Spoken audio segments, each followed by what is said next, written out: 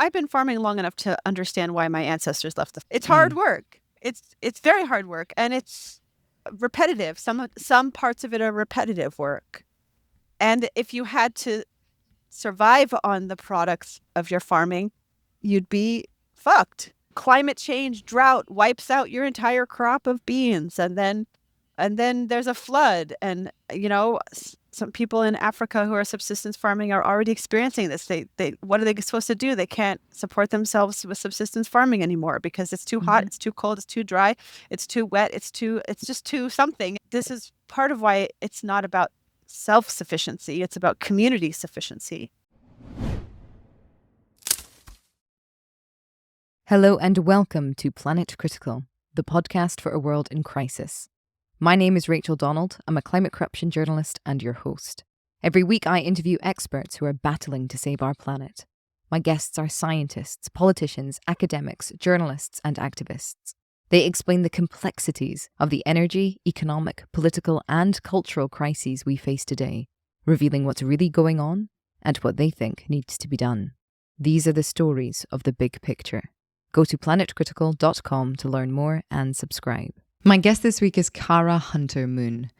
Cara is a permaculturalist who not only lives off of the land, but teaches others to live off the land, providing both ecological integration and protection and stewardship for the land. Cara joins me today to discuss relationships, what it is to be in relationship with the land, with each other, with our ecologies, how our biological ecologies inform our social ecologies, and how difficult, if not impossible, that has become in the industrial, urbanized modern world.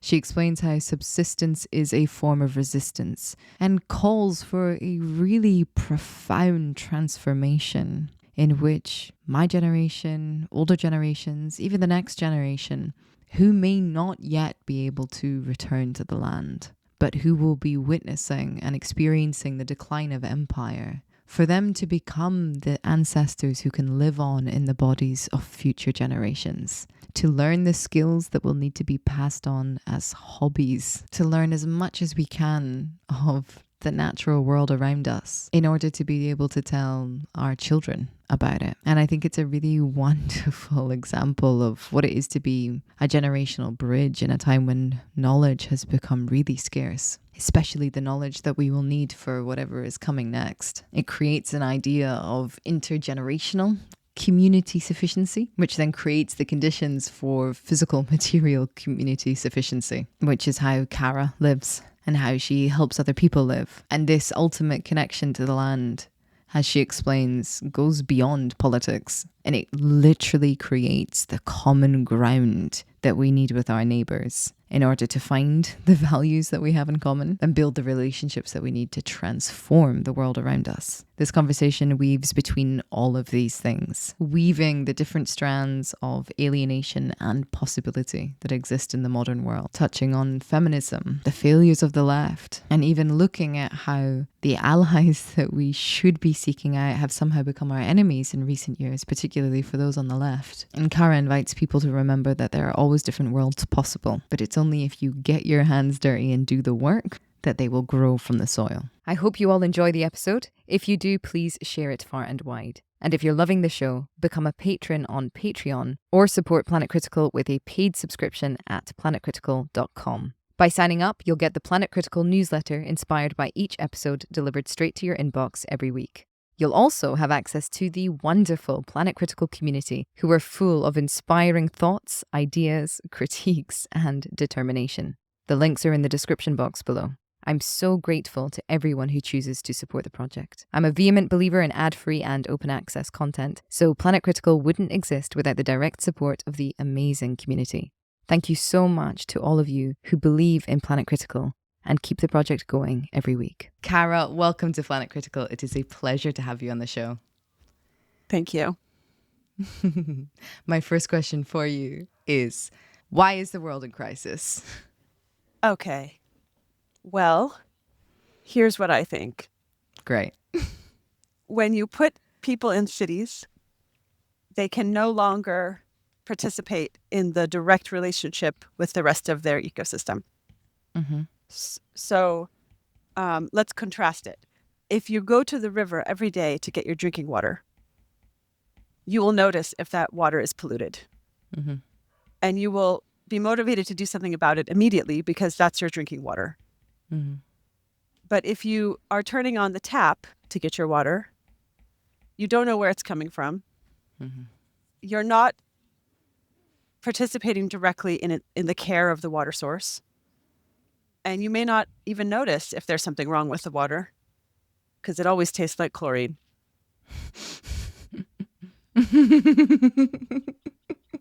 So my belief is that humans belong on this planet and we evolved here to be a beneficial part of our ecological community.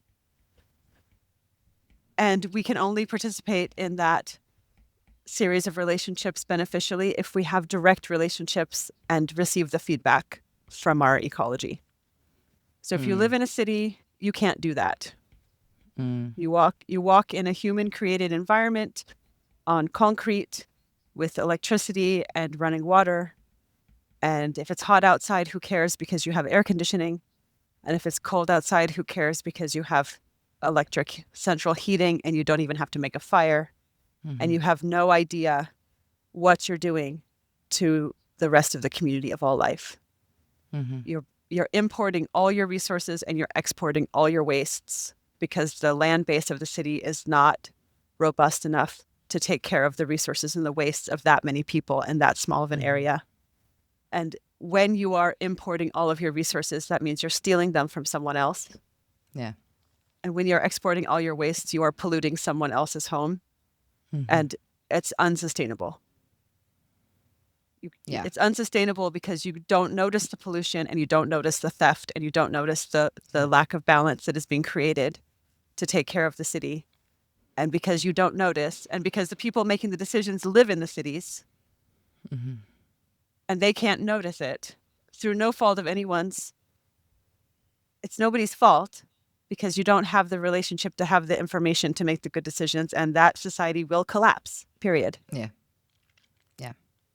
The relationships are invisibilized, the ones that we actually need. I think I was reading something, a book by Val Plumwood recently, and she was talking about this, the master's rationality and how it essentially this sort of impetus to grow and to consume, and how therefore it will consume the very host that it is dependent on. In a sense, it will consume the very thing that is intertwined with, and thus it will, either end in its own catastrophe or we will have to shift into a sustainable society. There is no world in which this stasis of just maximum growth, maximum pollution, maximum violence continues, because Right. the ground will crumble at some point underneath its feet. Right. And there's only two things you can do. And one thing that's interesting is if you look at the history of the American native people and the history of Europe, there was both of those groups of people. I know I'm talking about huge groups of people here, but both of those groups of people, both of those diverse cultures had the same choice point to make at some point in history because they all experimented with cities. Everybody all over the world has experimented with living in cities. Really? Yes. And on the American continent, at least in North America, what's now the United States and Canada, after experimenting with cities, people said, this is not sustainable. And they went back to direct relationships with their ecosystem. Wow. And in Europe, yes. And in Europe, people said, know this. yes. And in Europe, people said, we don't have what we need. We're going to take someone else's stuff. When? I mean, obviously, I know when the Europeans started, playing around with cities and where it's gotten us to, but I had no idea that I knew that certain indigenous cultures had, successfully achieved empire in a sense. The Mayans had achieved empire. They were actually displacing a lot of other less powerful groups, etc., etc. But cities, I don't think I knew about this. Can you tell me more? Yeah. So Cahokia is one of them. That's in the southeastern U.S. It's the mound builders, and Okay. I don't know a terrible lot about this history, but I I know that there's ruins of big cities that they built Wow. there, and then they abandoned them long before Europeans arrived. And also in the Amazon, they're finding more and more evidence of big cities under the rainforest, and that collapsed long before Europeans arrived. And actually, I don't know if you realize this, but the Amazon rainforest was planted by humans. What? Yes. Yeah, yeah. It's called Swidden agriculture.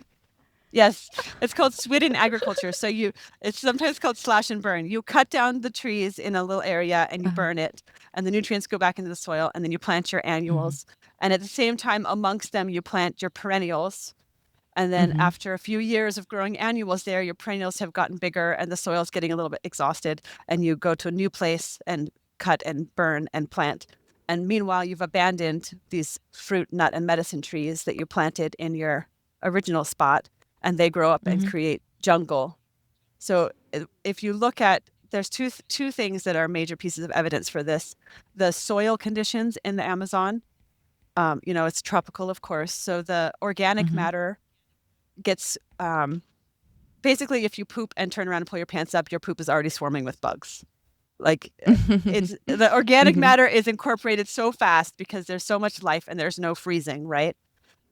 So almost all the organic matter is in the bodies of plants and animals there.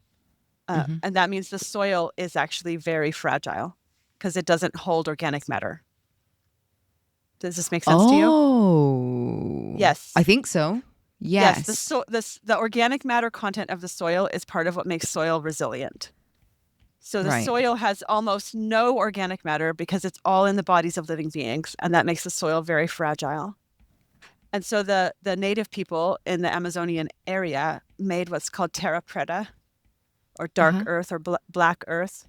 They intentionally added a type of activated charcoal to the soil, along with pieces of broken pottery and other stuff from their lives, that added organic matter that actually could stay in the soil under these conditions. So there's places in the Amazon. And what would that do? Would that would make the soil more resilient?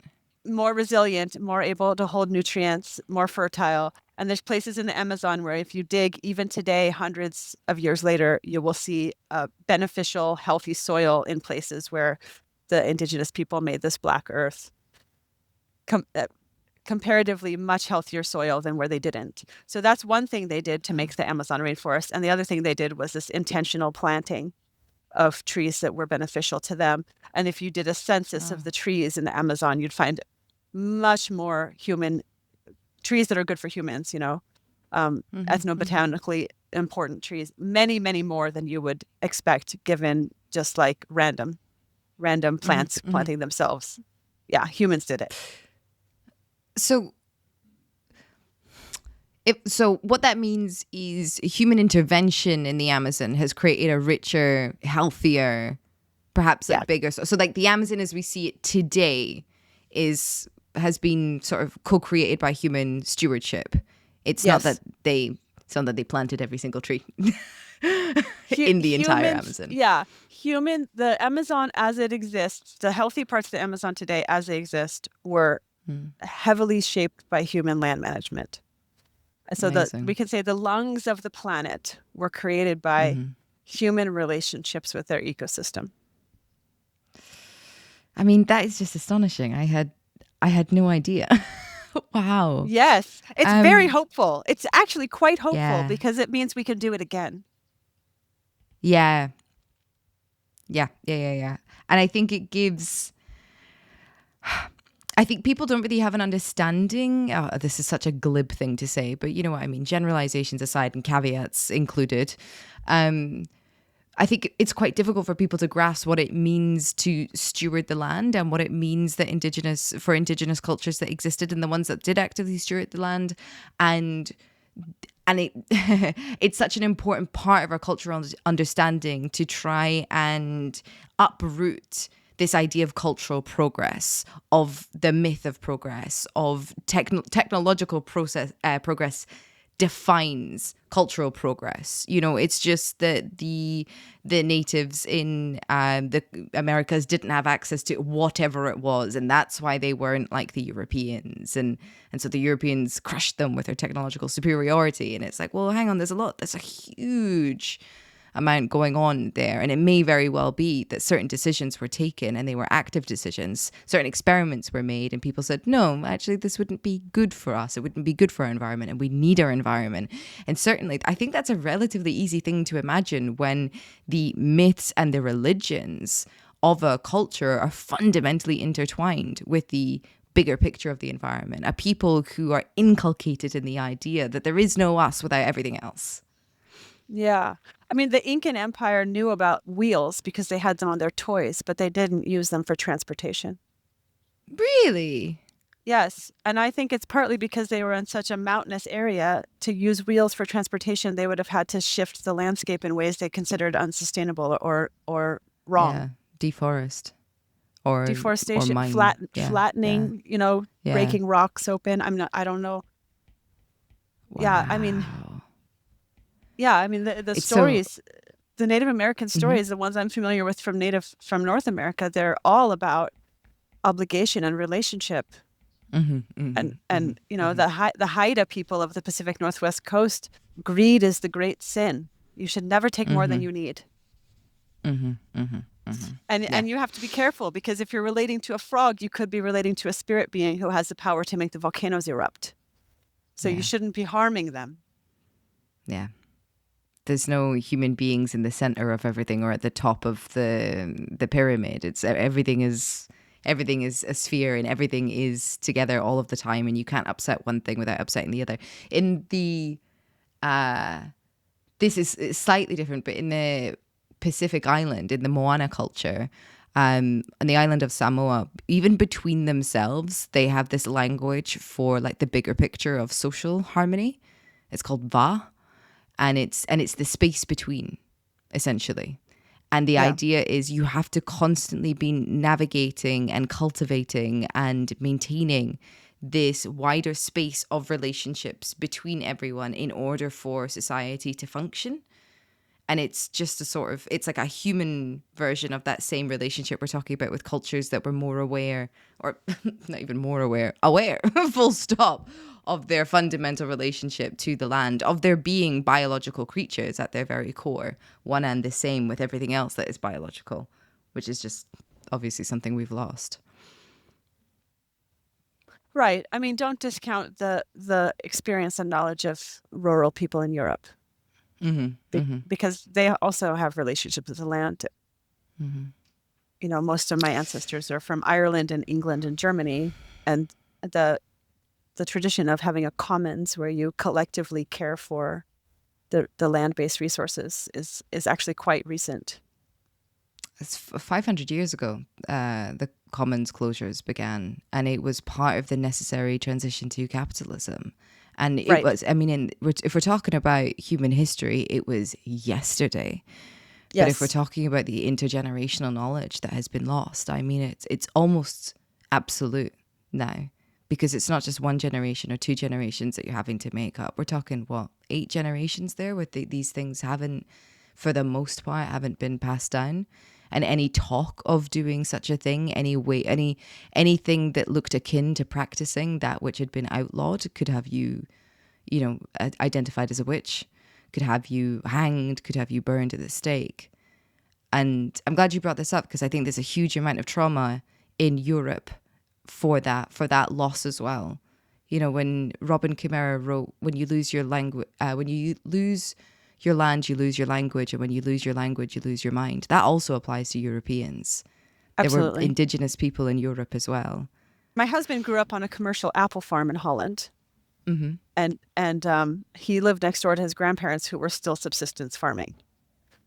And his family on both sides were farmers. And he lived in such a small rural village that his family was called the New People, the New Family, because 600 years ago they had an ancestor who came from somewhere else. Brilliant! Wow, that's astonishing. So I would say my husband was raised indigenous European, and in his childhood, it was the first generation that people went from subsistence farming to commercial farming. His dad had a commercial apple farm, not a subsistence farm. His grandparents still subsistence farmed. And people were very concerned about starving, post World War II. His parents survived World War II. So they were very concerned about starving and wanting to make all the food you needed to make and modernize the food production system, right? And in his generation, all three of him and both his siblings, they all left the farm. So something happened as recently as 2 generations that changed the ability for indigenous Europeans to live on the land, at least in my husband's family's case. God, I think we'd have to crack out the data to begin to try to really understand what happened there. I imagine probably like the financialization of sort of basic human dignity, including housing, and the neoliberal reforms that shook Europe in the following Thatcher and Reagan in the 80s, I imagine. And also just the explosion of the population following the the boom after World War II, the influx of cheap resources from abroad, the neo-colonization that was affording people to lift themselves, quote unquote, out of the middle class. I mean, I imagine all of that contributed to another huge wave of a loss of land, and also the idea of opportunity being elsewhere, the soft power of the culture of capitalism that sort of inculcated people with this idea of like your freedom is inherently bound to your individualism, and what are you going to do with it? I imagine there's something in all of that. Yeah, I think fossil fuels are a big deal. Yeah.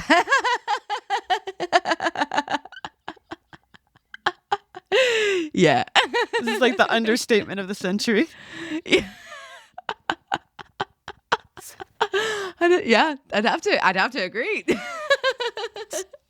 But right now, what I'm thinking about with fossil fuels is the mobility aspect. That there's an increase in material wealth possible for even the normal day-to-day person, and an increase in mobility. And we do, cheap mobility. we are curious. We want to have experiences. We want to go places and do things. And then when the mobility increases, then you can start having expectations like, I don't know what it's like in Europe, but in the US, you can graduate. Okay, you go to college in a different state than the one you were raised in, and then you graduate and get a job in a third state that you've never been in. Yeah. So you're totally uprooting yourself, and everybody just expects you to go ahead and do it because it's the way to go to college and the way to get a job. And there's like no consideration of the fact that it takes years to develop relationships of trust, and how are you going to have a community? Yeah. Well, and it shows, right? Most people don't. Cara, I think we need to, this is my fault. I should have asked this question earlier, but I think we need to tackle what am I trying to say? We need to devil advocate a little bit. Okay. What you've said about essentially subsistence farming and cities, right? Because there's 8 billion people on the planet. And so some people will be listening and thinking, but we need to have cities. We need to have these mega infrastructure projects in order to be able to house everyone and feed everyone without causing too much of an impact on the planet by sort of sprawling out into the wider environment. I can say something there. All right. So the food that is created in a capitalist model with a single farmer on a tractor and a monocrop on thousands of acres of commodity crops like corn, soy, wheat, that is extremely harmful to the environment. Extremely. Just starting with tilling the soil is a major cause of carbon emissions in the atmosphere. Let's just start there. And there's all kinds of history in the U.S. We have the history of the Dust Bowl, of how just devastating it was to be tilling all of these acres and this topsoil literally blowing away in the wind and the fertility leaving. Okay, so first of all, that's not healthy. It's not a sustainable way to feed people. And then if you want to do a sustainable way to feed people, you have to abandon the tractors and the fossil fuels. You have to abandon the giant factory farmed meat, huge warehouses with thousands of animals indoors that never go outside their lives. You have to abandon that. And if you're going to abandon that and grow food, you have to have labor on the farms to grow the food. And that means humans returning to farms. Yeah. It's impossible to farm in a profitable way and take care of the land at the same time.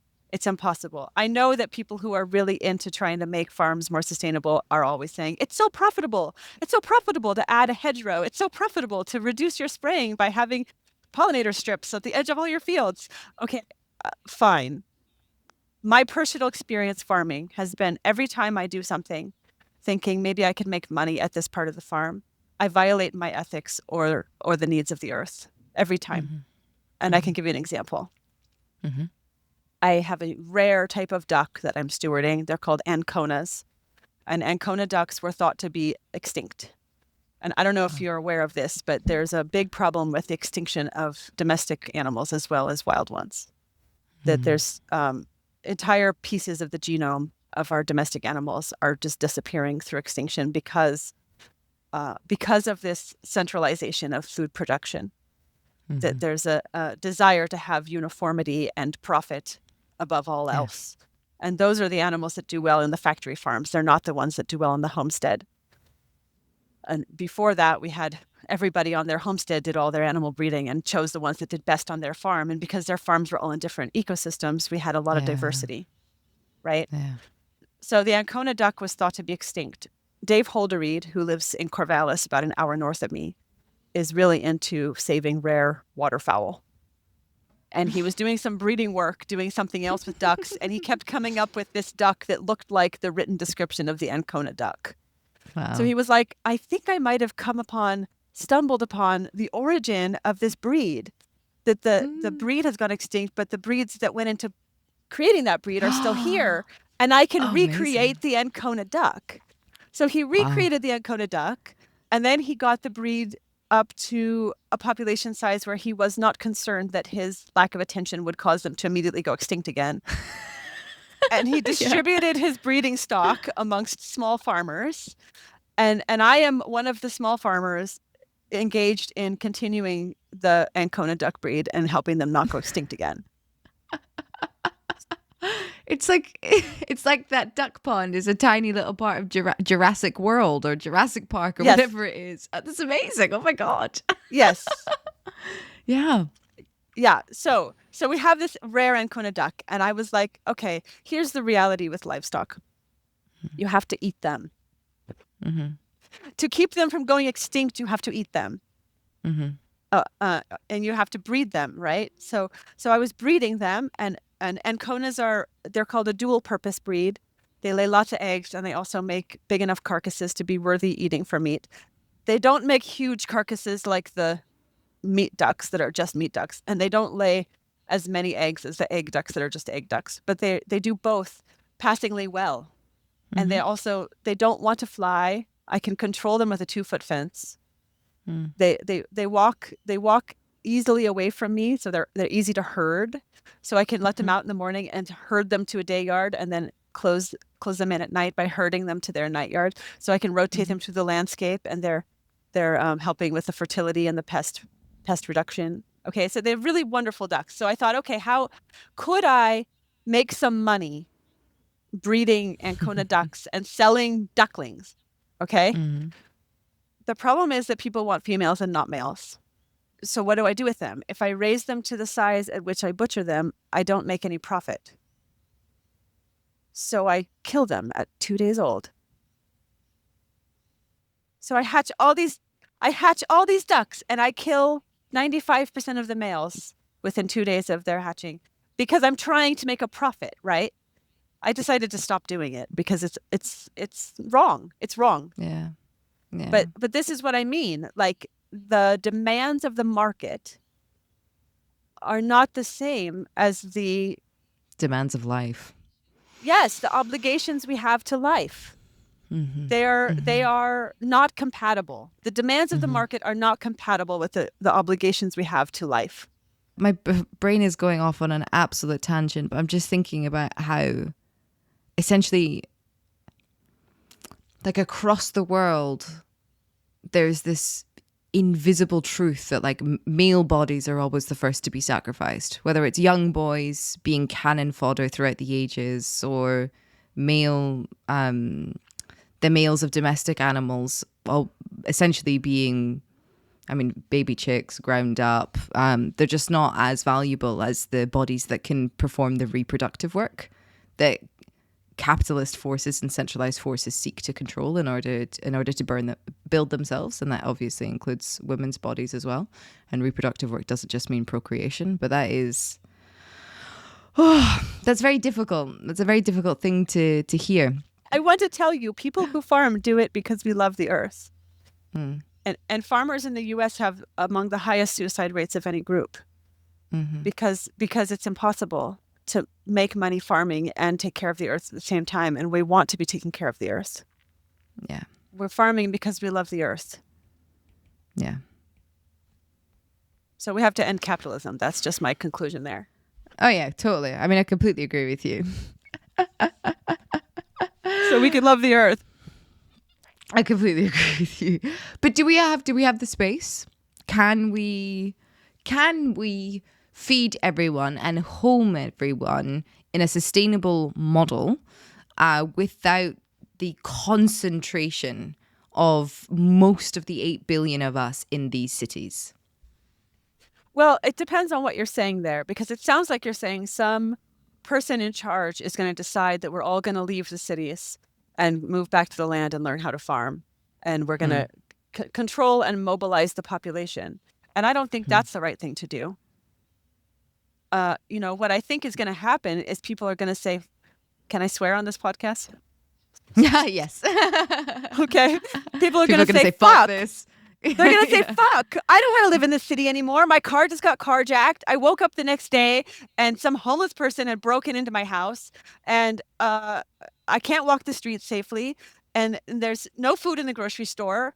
And what am I going to do? I lost my job because the federal government is firing all the workers, and I don't have food stamps anymore. Like, things are collapsing, things are getting harder, and I can't stand it. And people are going to leave the cities, because what are they going to do? It's going to become really obvious to people that they have to feed themselves.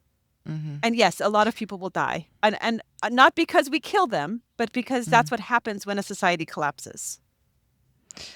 But where will these people go? Because the skills, I mean, how long did it take you to learn all of these skills to keep you and your community alive, essentially? I mean, this is a lot of years of work. This is why I teach. Okay, because I want people to be developing the skills and creating the resources now while it's not urgent. Yeah. And this is like, okay, in the US, there was an intentional slaughter of the buffalo to stop the native people from being able to live off the land, right? Because the buffalo were the basis of the prairie economy, the plains economy. And they said, we don't want you to live like that. We want you to live in our way, right? So we have to stop your ability to live like that. They cut down the food forests of the eastern U.S. They slaughtered the buffalo. It was an intentional destruction of the resources needed for an earth-based way of life. And we have to rebuild those resources now while we have the capacity to do it, and before it's an emergency. I agree with you that we need the off ramps, we need the escape routes, we need the life vest, the lifeboat, whatever metaphor you want to use. But I think for a lot of people that get to this point, they're like, yeah, but how do I do it? I don't have the money to buy land.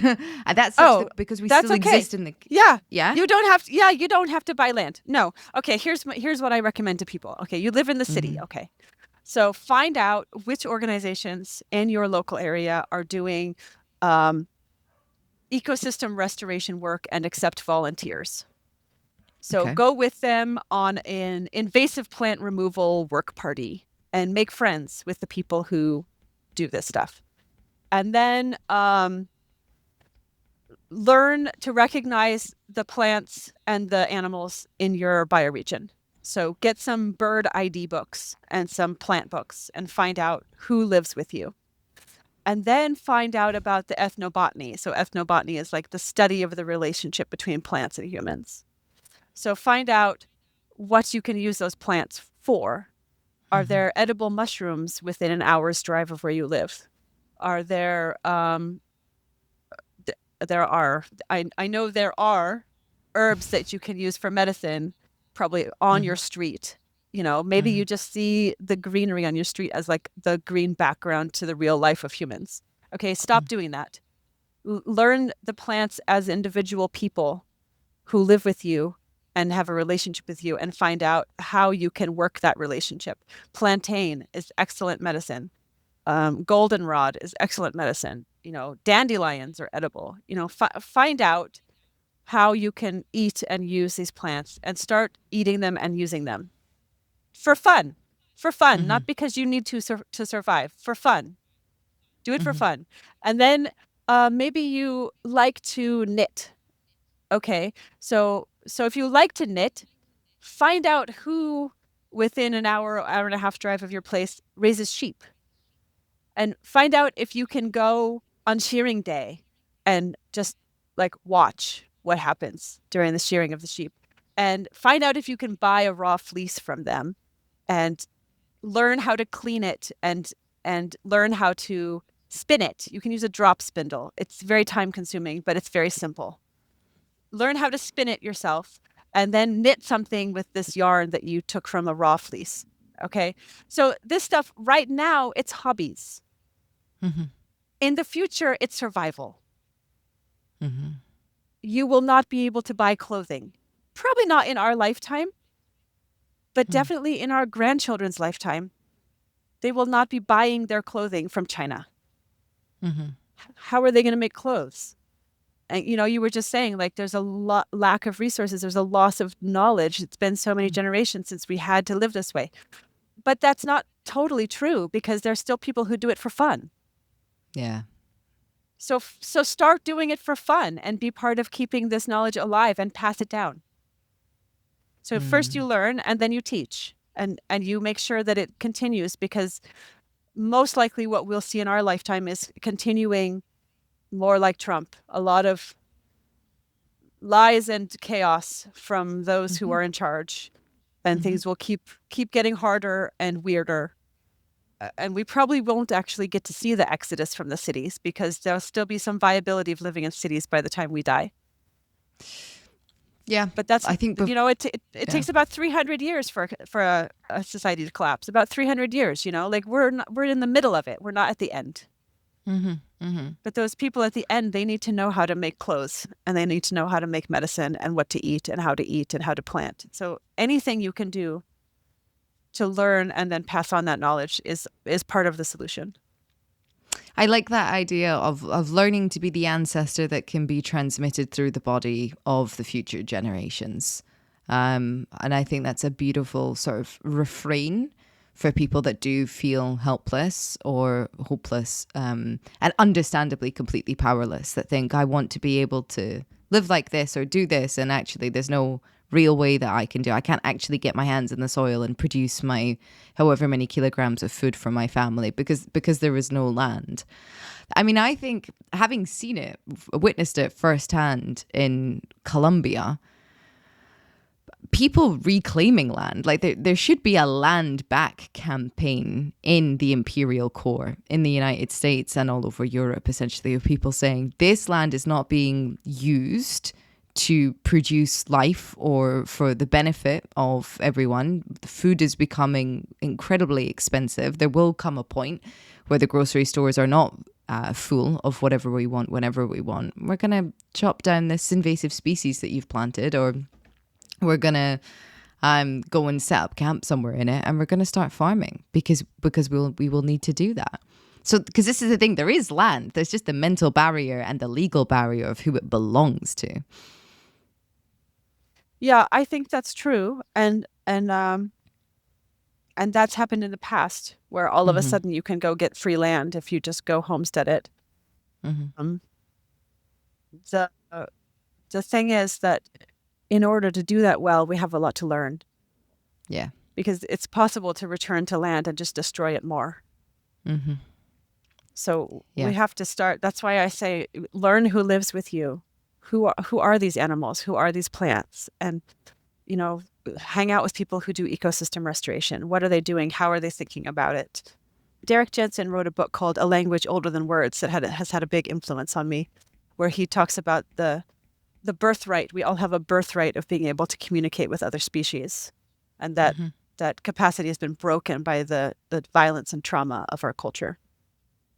Well, so reclaim your ability to understand what the other species are saying, and that relearn that pattern language of the plants and the animals, and observe them. I teach permaculture, and the very first principle is observe and interact. It's not just observe, notice, it has and interact. You observe, and you continually go back to observing, but then you have the relationship where you're also doing something and saying something. The pruning of a tree is a conversation where I cut some off, the tree regrows, I come back and cut some more off, and we're talking to each other, right?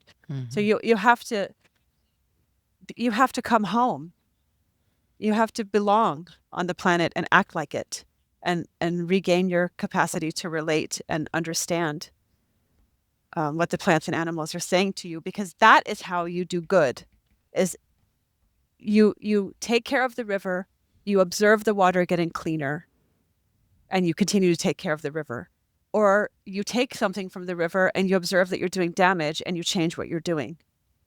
So when we go back to the land and we're desperate to grow our own food, I mean, I can't stop it from happening that I wish I could, that we're going to do more damage because we're going to go ignorant and not paying any attention and desperate and just wanting for us. But ideally, what we'd be doing is saying, I'm here to come home, to rejoin this relationship, to belong here. And I'm going to do it in a way that serves all life, not just me. So I'm going to listen to you. I'm going to listen to you, plants and animals, when you tell me things. And I'm going to change what I do so I can increase the abundance and diversity of all life to the 7th generation and beyond. When I think about a good future, it is one in which we understand, every human being on the planet understands that the nature of reality is relational. It's literally made up. Reality is the stuff that exists between relationships.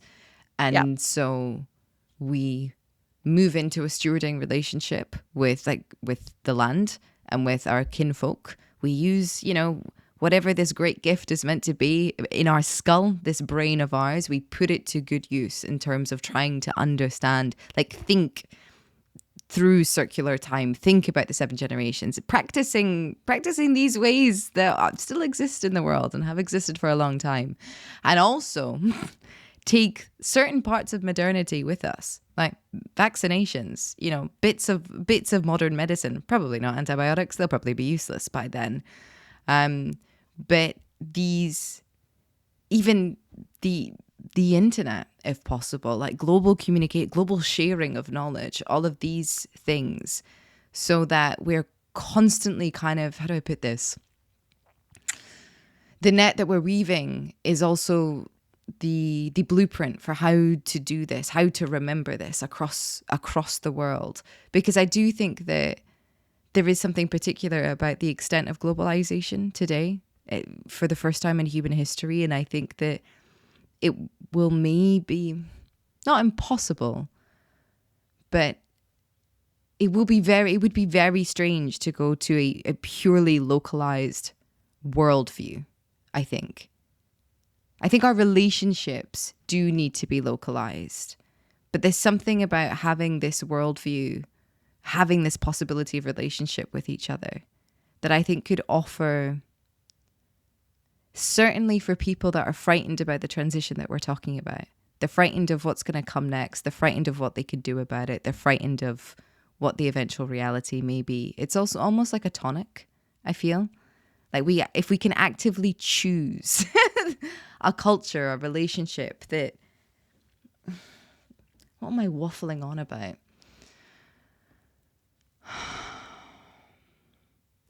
That going back to the land is not a regression. It's picking up, it's remembering our social evolution. and going from there and bringing along some tools that we made while we were tangenting elsewhere with violence and domination and bringing those too. Does that make sense? But I don't understand this view that going back to the land is a regression. I realize many people see it that way. Yeah, but I think many people do.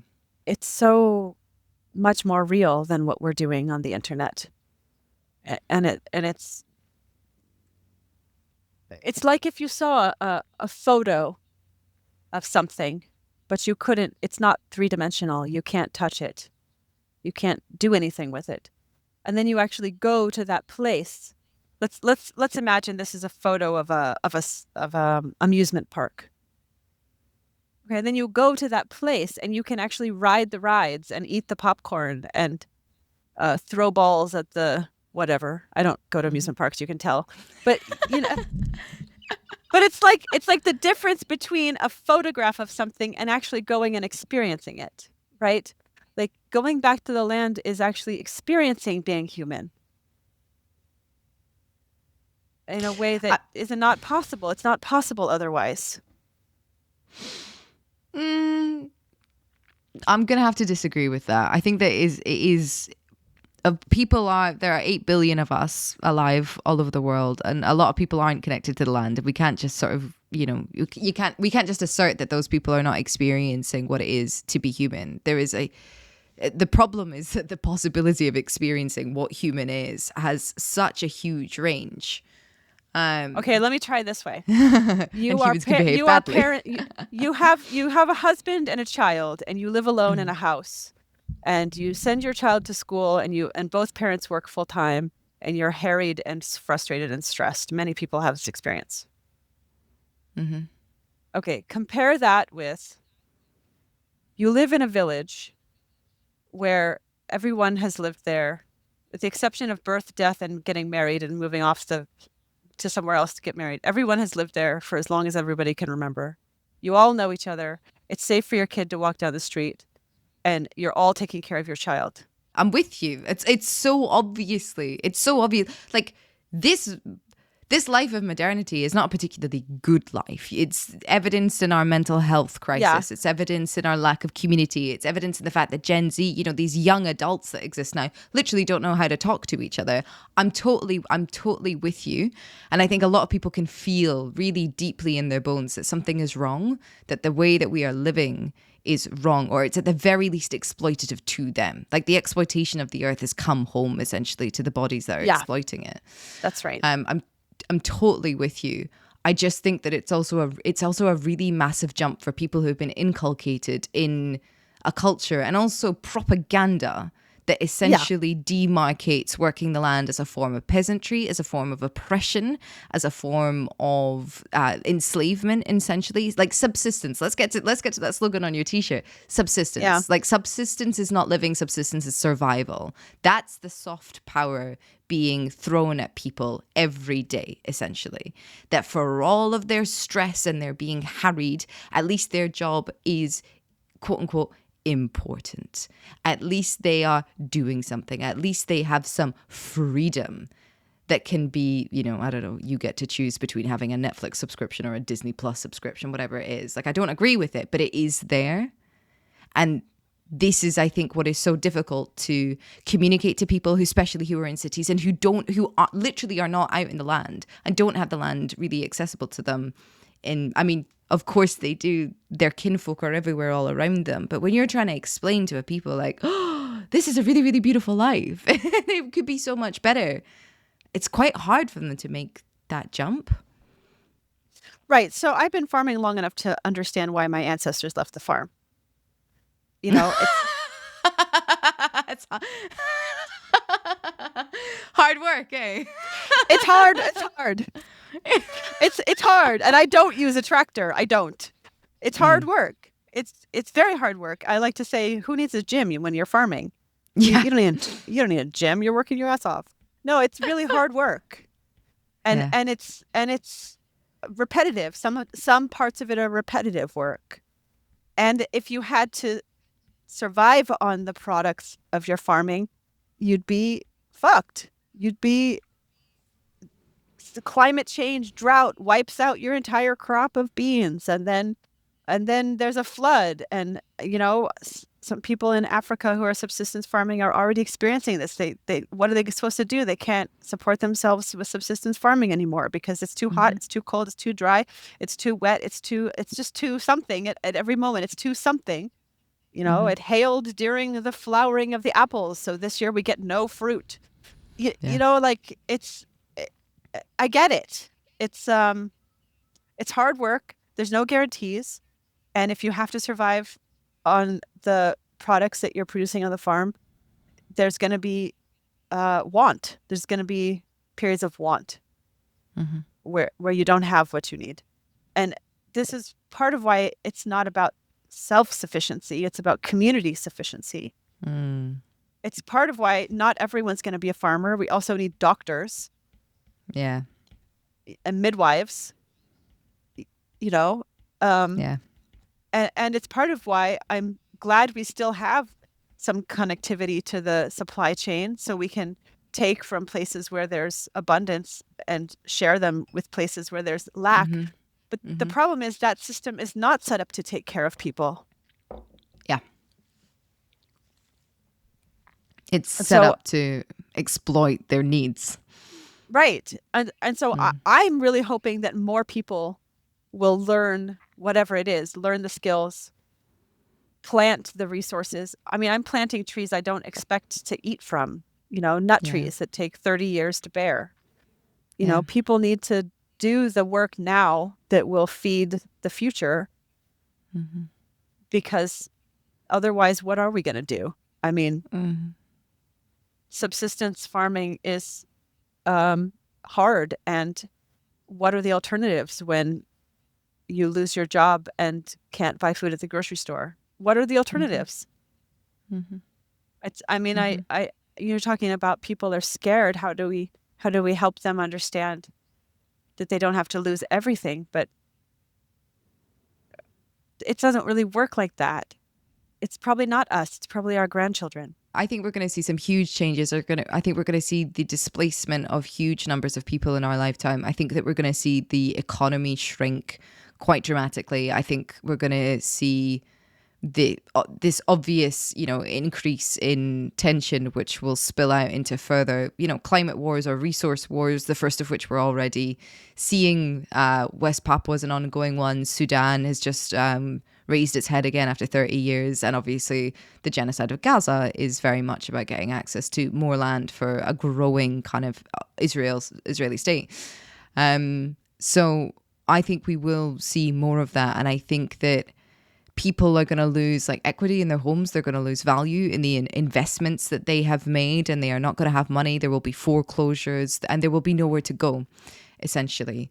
I think we're going to see more and more extreme climate events that essentially ensure more crop failures, more droughts, more of the things that upset the food chains. And then we're going to see nationalist isolationist policies come in, which frankly are understandable, like India 2 years ago, that didn't have enough rice to feed its own people and so stopped all of its exports. And for places like, Europe and the imperial core, which is something my friend said to me recently, and I was like, I love that. That identifies it very clearly. The imperial core is extremely vulnerable. Places like Britain, Europe, the United States, I think Europe probably even more so, because any idea, any whisper of industry and even farming is essentially, I mean, industry's not there, but farming, it depends on a very concentrated few pockets of land, essentially, and the continent is drying up, and the continent is also not really got any healthy soil anymore. So I think it is,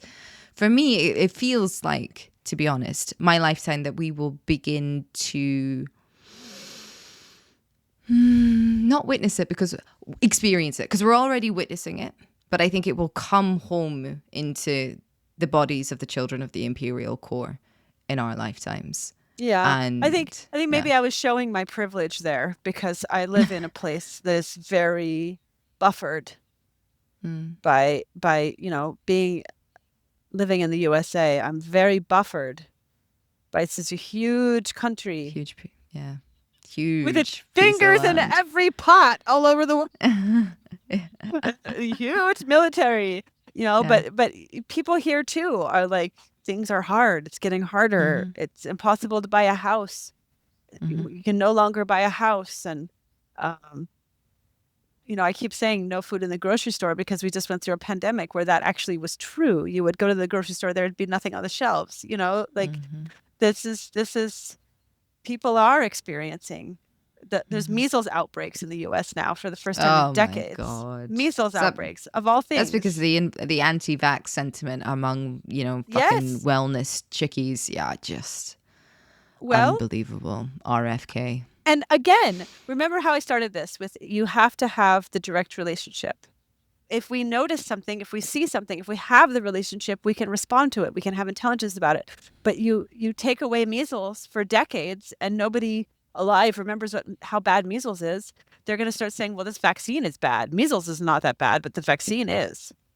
I think that because we don't have these direct relationships with our ecology, obviously with our environment we do, but it's just that our environment is mostly urban and built up. And also because of the nature of our political realm and our media realm, like we do have direct relationships with messaging and information and media essentially. And so I'm not sure exactly what happened to create, this white people essentially pushing. I think maybe it was a sort of instinctive, like misplaced trust in the status quo, and then it just got the wrong, came to the wrong conclusion, right instinct, wrong conclusion. But there's so many factors going on that like sort of exist to pressure cooker the human experience and keep us in it in some way. Do you know what I mean? And also to force our attention elsewhere. Like, look anywhere, just don't look at capitalism. Look anywhere, just don't Right. look at Yeah. your own life. So you think the anti-vax media is partly a distraction from, is it bread and circus? Is this a bread and circus thing? I think, kind of, I guess. I remember thinking about it when, like, I just sort of dismissed it as, like, people being morons until I saw the same sentiments among the indigenous groups in Malaysia. And this was during COVID, essentially. And they were saying, we will take the vaccine.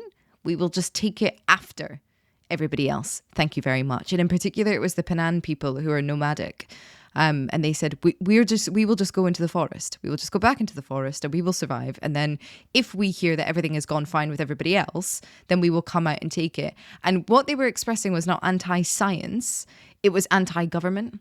They have been so abused and so exploited and murdered over the years of both colonization and then a racist Malay rule, essentially, that they were very suspicious of this request to come out and have this government mandated thing.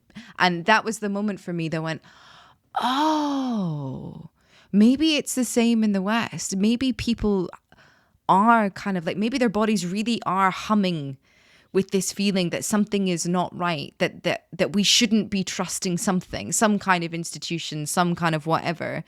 And, some of them just landed on the wrong conclusion. And I Yeah, think it's the same sentiment that whipped up Trump. And I think that's why you saw MAGA people marching with spiritual hippies. the left and the right, so-called, are like, it's like horseshoe shaped. It's Yeah. like the farther left and right you get, the closer together you get to each other. Yeah. And also both left and right political philosophies that are about modeling, possibilities for a future. Both also demand huge centralization, huge exploitation of resources, a fundamental hierarchy. On the right wing, it's a hierarchy between human beings. On the left wing, the hierarchy exists between human beings and everything else, the natural world. So I think it makes sense. There's the same there's the same foundation of like entitlement that human beings must have the world in a certain way. Human beings must rule in some kind of way. Like our dominion warrants our exploitation.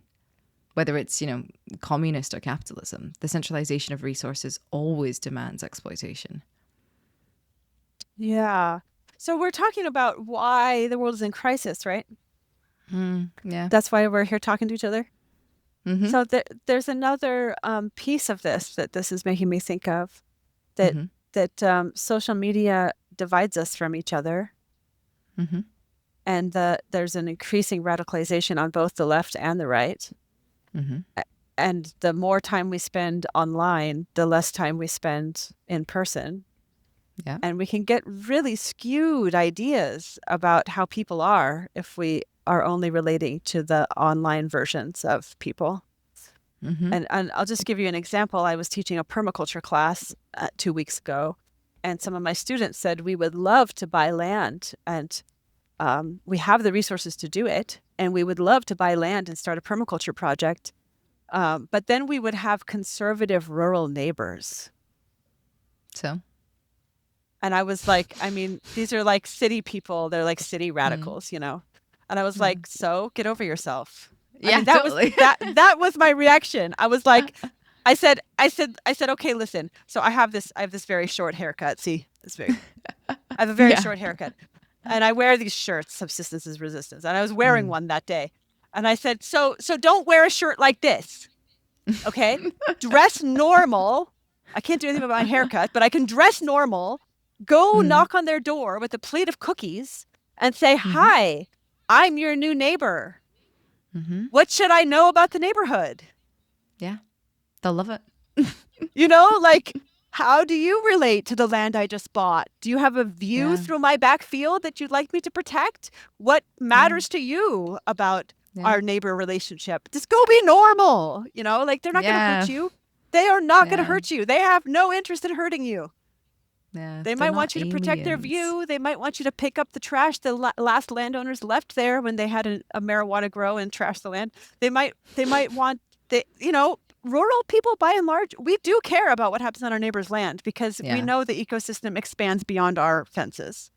So, find out what they know. When was the last big flood? Has there been a fire in the neighborhood? Go pick their brain and be friendly. They're not going to hurt you. Get over yourself. I completely agree. And also it's like, it's like the diversity of that social ecology is so important. Like, as long as you can go in and really, like surgically remove all of that urban lefty elitism that exists, and, like, that is how we change each other's minds. And we know this. The data is really clear. We don't change each other's minds by having the right talking points or having the data bookmarked or blah, blah, blah, blah, blah. We change each other by going into relationship with each other. And somebody sees, an urban lefty radical, and they might immediately go, oh God, no, that's an urban lefty radical. I would never, I don't want them anywhere near me. But then they develop a relationship with you as a human. And then they start to think, well, this is a human that I really like and appreciate and who shares some of my values, and they have different political beliefs. So maybe those political beliefs aren't all that alien to me. Maybe we can find some common ground by building this social ecology together. Like, it's so important. Us cross-pollinating each other is so important. And that goes the same for lefties. Like, what is in this conservative, traditional mindset that it does stand the test of time? What are their values, and how are they similar?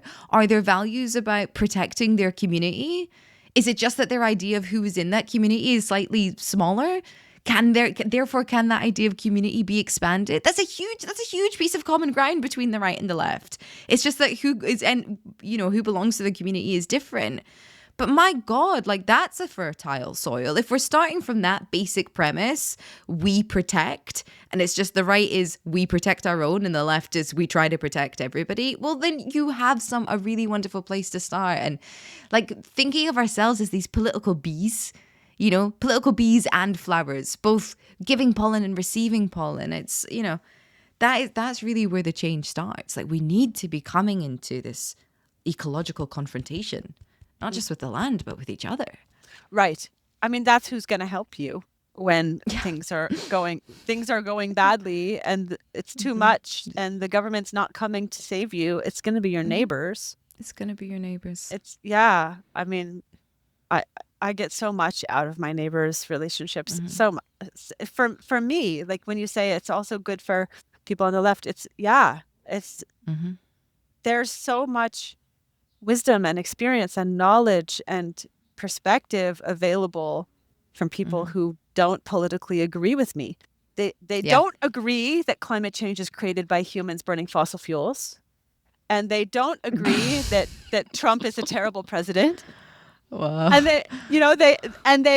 but they do agree that they like their sheep and goats to be healthy, Yeah. and they can listen to me talk about how I've planted living willow fences and I can feed the stems to the sheep as fodder during the dry season when the grass is crap because climate change is making that season longer and longer.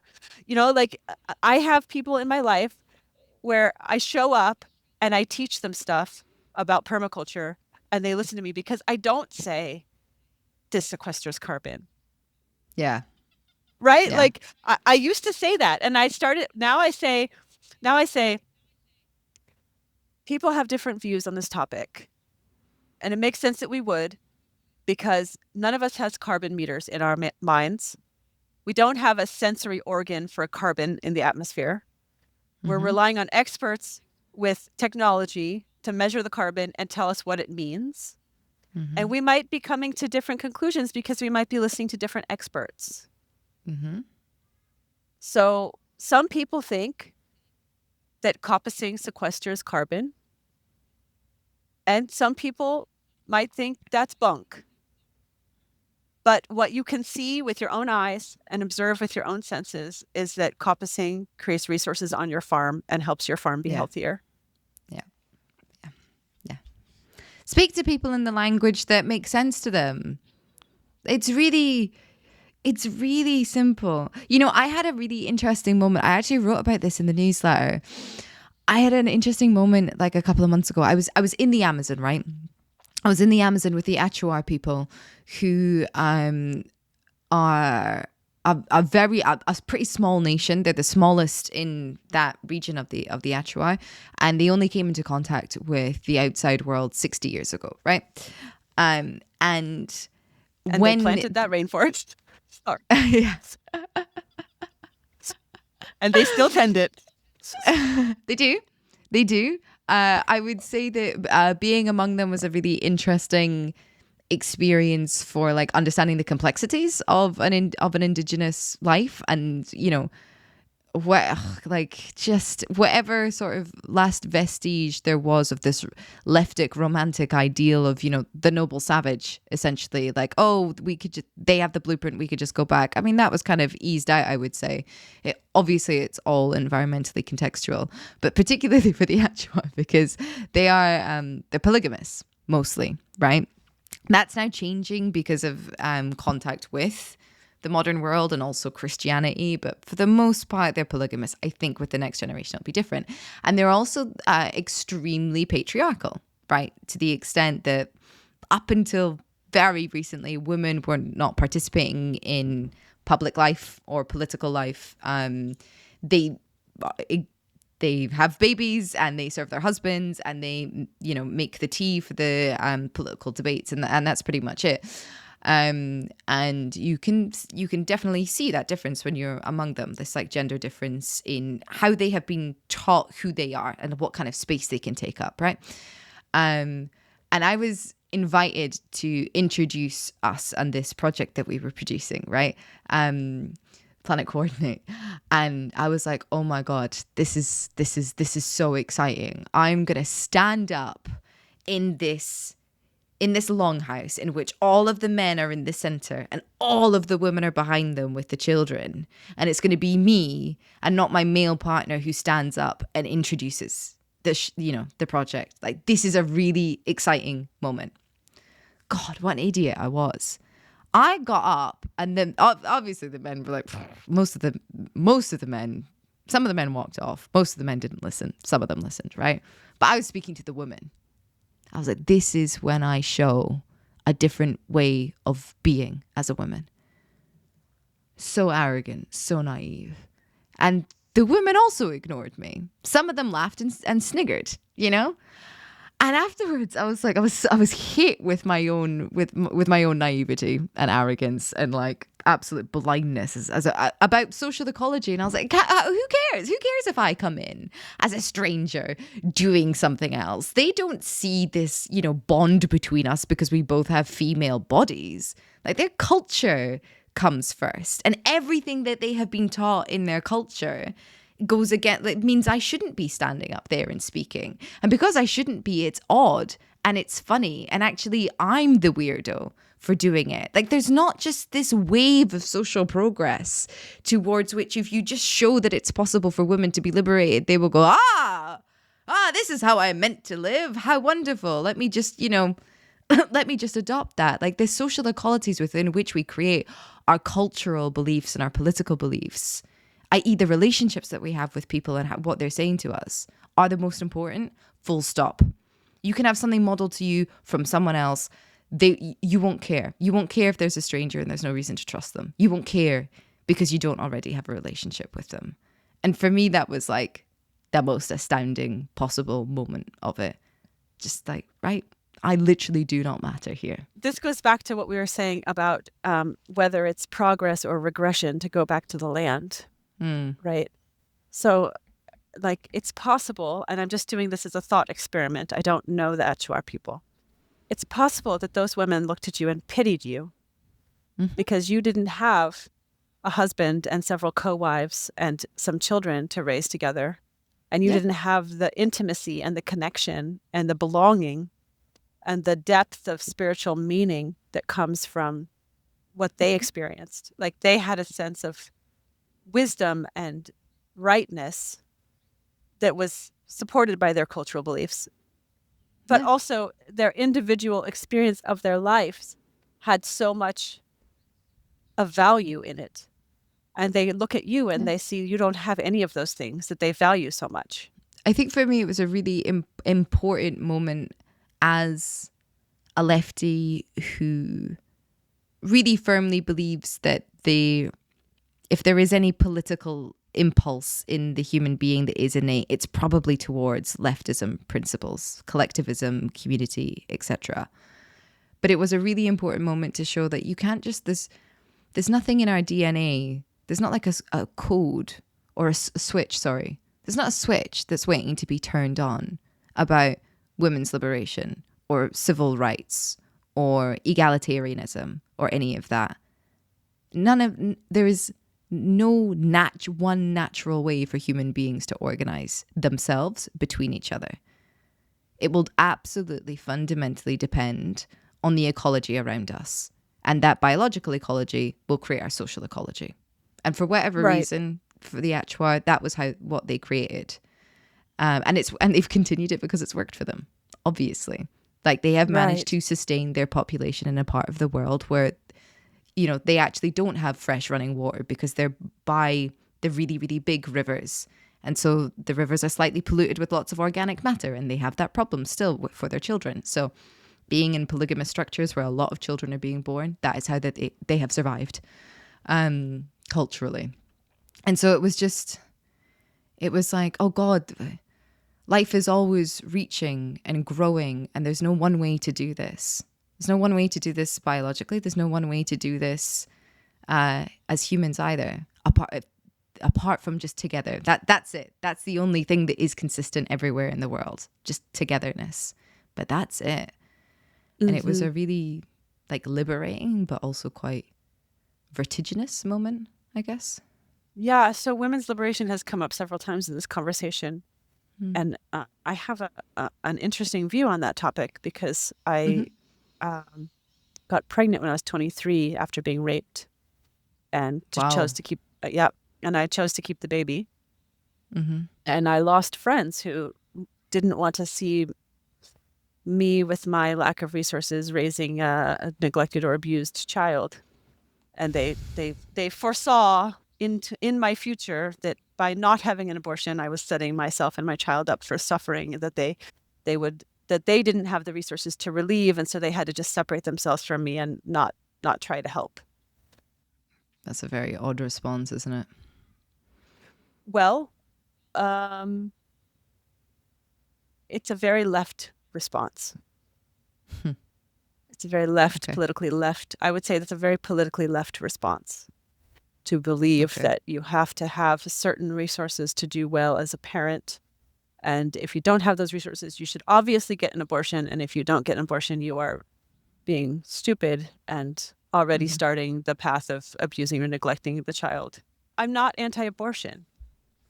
I'm pro-choice, and that means the woman who has a pregnancy should have the choice.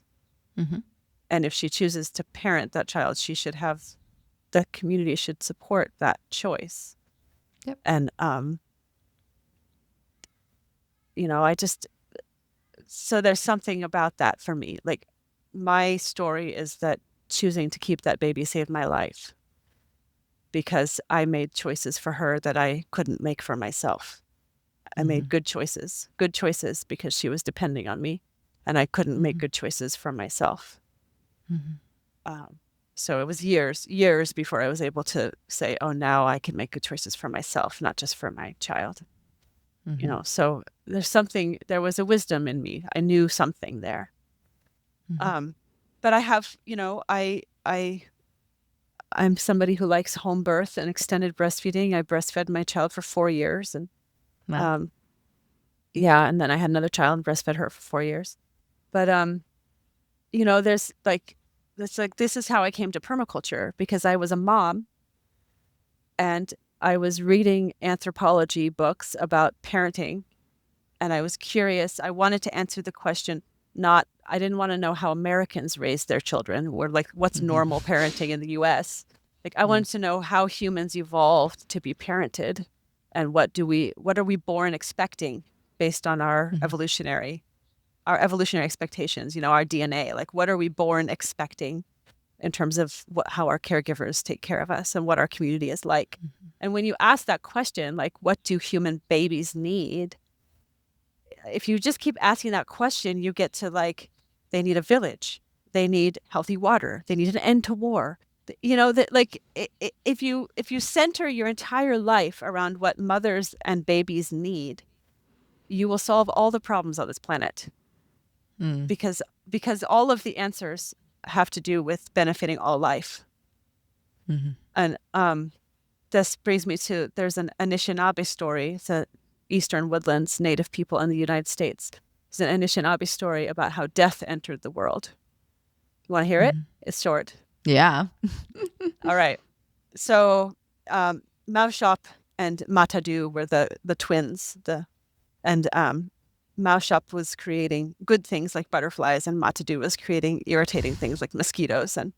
And finally, there was some things happened, and Matadu went to the land of the dead and sent a message back to Maushop saying, I'm lonely over here. Could you send some people to keep me company? So Maushop went to the people and the animals, and this is when they could still all speak the same language. And he said, things are pretty great here on the earth, but if we keep going like this, we're going to have a problem, because the people and the animals keep having babies and nobody dies. So we're going to have an overpopulation problem, and we're going to have a resource depletion problem, and we need to make a decision. And it's a very important decision that you all have to make together.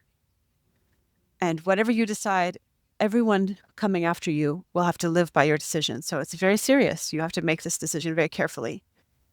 We can either stop having birth, or we can open the door to the land of the dead. And people will start to die. And they will go there, and they will never come back.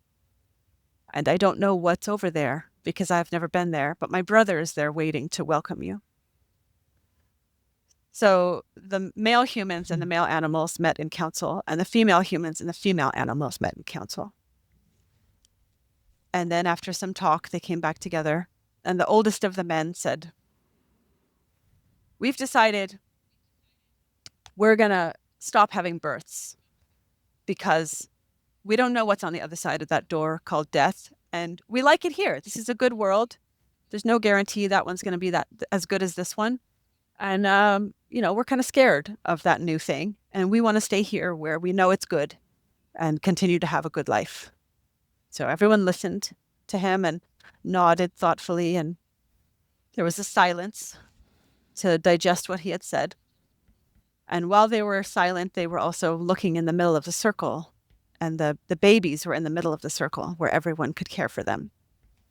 And there was some cute things going on with the babies. So a toddler human was playing with a baby bear. And then a little wolf came toddling over and tried to play too. And the women were like, look at that cute one over there. Okay. And then it was time for the women to say what they thought. And the eldest of the women stepped forward and she said, well, we've heard what you have to say, and that's not how it's going to be. We're going to open that door called death because we notice that we keep making the same mistakes over and over. And especially the humans, they keep making the same mistakes. And these young ones, they come straight from the Creator. And they come with gifts for us and messages for us. And they remind us that we need to do better for them. So we're going to keep having births because we need them to help keep us on a good path. And we're going to open that door called death. And because the women did the work of bearing and caring for the young ones, they had the last say. And everyone had to abide by their decision. So for me, this story has great meaning because feminism for me, women's liberation for me, doesn't mean we get to do what men do. Mm-hmm. It means when we do the work, we get to make the decision, even though it impacts other people. And they have to die now because we open that door. Mm-hmm. So in a world like in that story, it's the reproductive work, which is ultimately valued more than the other work, to use the capitalistic contrast, productive work, for example, because reproductive work is that which brings life, and anyone can be involved in reproductive work. Well, perhaps more, but let's put it this way. If you're doing an ecological burn or cultural burn, there's a big thing on the West Coast here, burning the land to help take care of it. The burn boss is the one who makes the decisions, and the burn boss ideally is the one who has the most experience. So the person who's done the most burning is the one we listen to. So it depends on what you're doing. What kind of work are you doing? Are you fishing? Well, you better listen to the person who's done the most fishing. You know, if the men are the ones doing the fishing and you're making a decision that affects the fish, the men would have the last say. So this story is like, the reason the women had the last say was because the decision had to do with birth. And the women are the ones who give birth. So yeah, that's how I think of equality. Doesn't get rid of hierarchy. Equality means the person who has the experience is the one in charge. And because the context changes all the time about what's being discussed or what the problem is, then everyone gets their say at some point when their expertise comes up. Right. In some indigenous tribes, the women were in charge of whether we went to war or not, because it was their sons who would die. Yeah. You know? Yeah, how interesting. They appointed the chief. The chief made decisions. If they didn't like what he was deciding, they would take him out of power and appoint somebody else. We're busy parenting. You make those decisions. Oh, we don't like what you're doing. Someone else is going to make those decisions. It's interesting, isn't it, that there does seem to be a kind of everywhere you look in human organizations, certainly in the communities that exist today, like there is something in the gender divide. There's something in the sex divide. There are pieces of work that are coded for whatever reason to sex. And oftentimes it's like that's the simplest way to create checks and balances. So I know that in certain Moana cultures, it can be organized such that men, for example, are very politically involved, but land is passed down matrilineally, or like the matriarchs are in charge of the private sphere and the men are in charge of the public sphere. And it's this idea of like, you know, no single one can abuse the positions.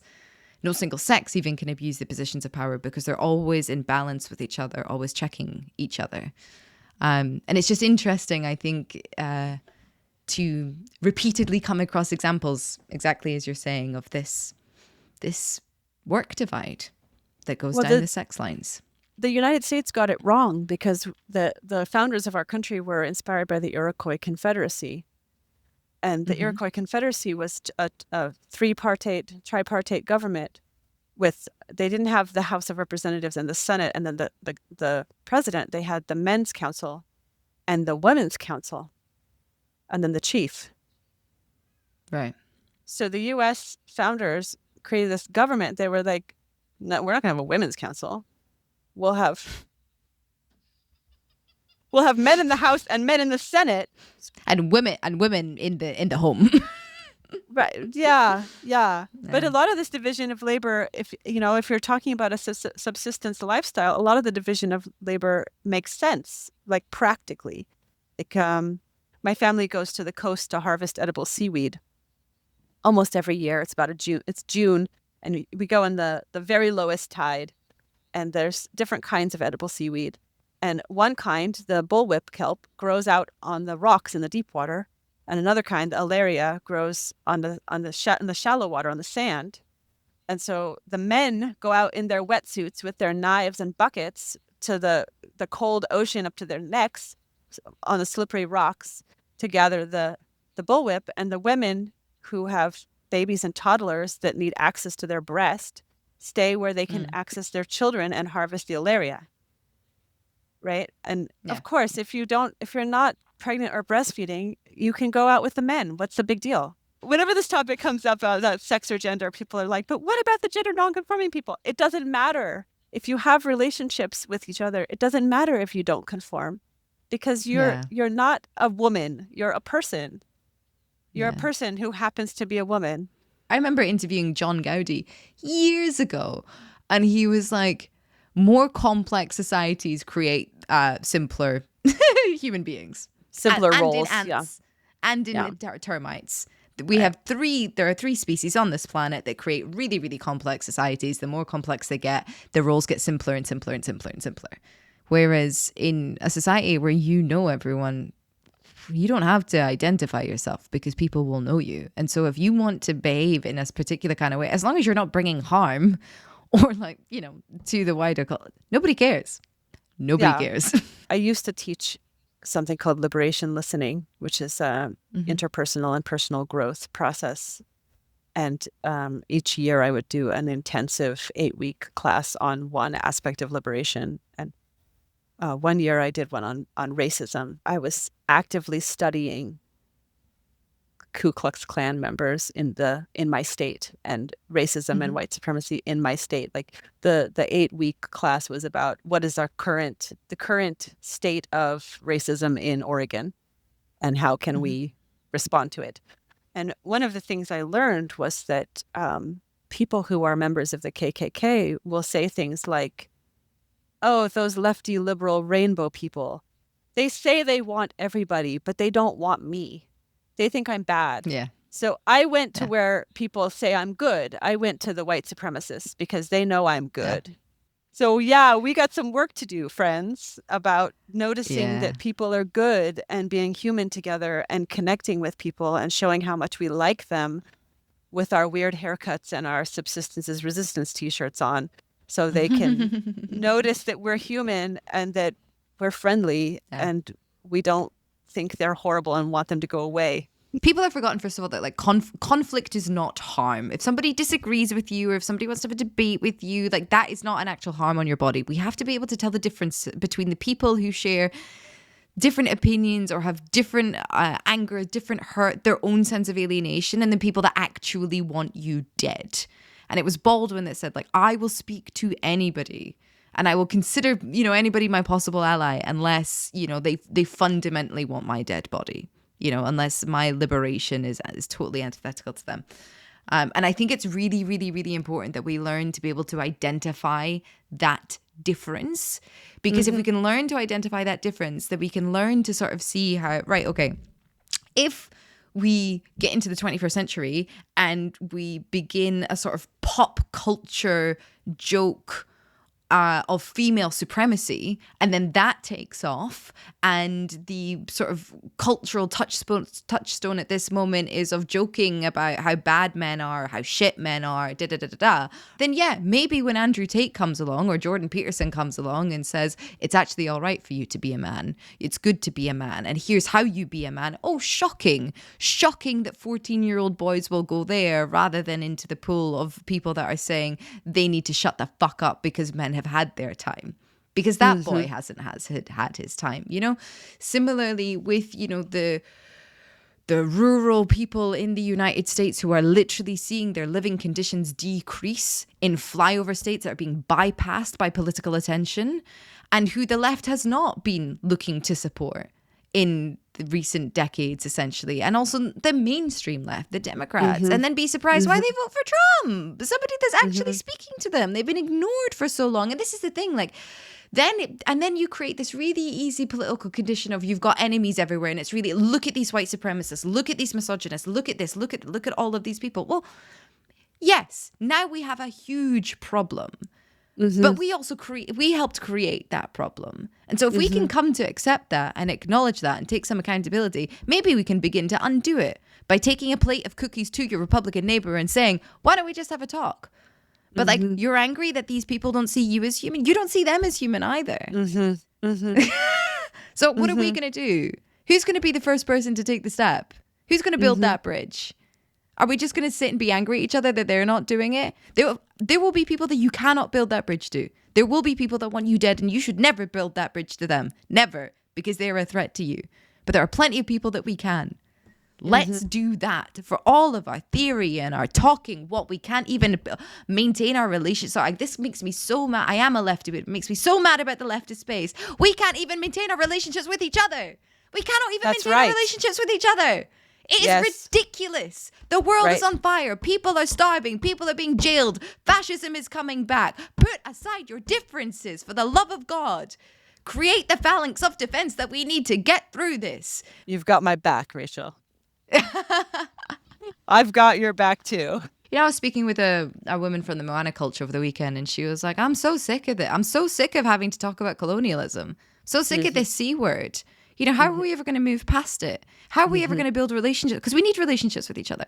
How, it's like the white person and the person of, how are we going to do this if all we keep banging on about is colonialism? You know, how are we going to get to a place where we can have good relationships with each other? And we were talking about Descartes' I think, therefore I am, and how like, and she riffed on this, she wrote, I think, therefore I am God. Like Descartes offered this, you know, alleged objective perspective from on high that could decree everything. And how the problem with postmodernism, it wasn't that it offered multiple perspectives. It said that all perspectives could now attain that position of the godlike perspective, rather than dismantling that godlike perspective. Well, one of the problems with postmodernism is it doesn't believe you can actually make lasting change. It says you can. Postmodernism doesn't believe in the fabric of reality. No, I know, but the original postmodern thinkers, one of the things they were like, it's so hopeless, we can't dismantle the system. We can just fuck with it. That's all we can do is fuck with it. Like, you actually can make lasting change. You don't know how you're affecting your community usually, right? You throw the rock into the water and the ripples go out, and you actually don't know how far they go or who's going to be impacted. But it's like, one of my mantras is, one tree does what one tree can do to make a forest, and I do what one human can do to make a livable planet. Yeah. I mean, that whole idea of that you can't make lasting change. I mean, tell me you're a petty bourgeoisie without telling me you're a petty bourgeoisie. Like, you think that everything should come from you. You should be the one to make the change. And the impact that you have on the world should be global and sweeping, and the whole thing should fall down. And also, tell me like, the fact that you think we cannot make the change means that you don't feel it in your body. You don't feel that existential risk. Tell that to the people that have been on front lines of extinction under the face of colonialism or capitalism or feudalism, who have fought to make that change because that was their only option. When you interviewed Max, he called me a PLF, persistent little fucker. This is where I really feel like a PLF. Get the fuck outside and do something with your hands. It doesn't have to be enough. You're only one person. Yeah. So go do something every day. That's it. Cara, I've run over so much because I've enjoyed this so much. Yep. But I should probably let you go because I can hear noise in the background. So I imagine you'll be wanted somewhere on the farm. Yes. My final question for you is, who would you like to platform? Well, I think you should talk to Nick Rutledge.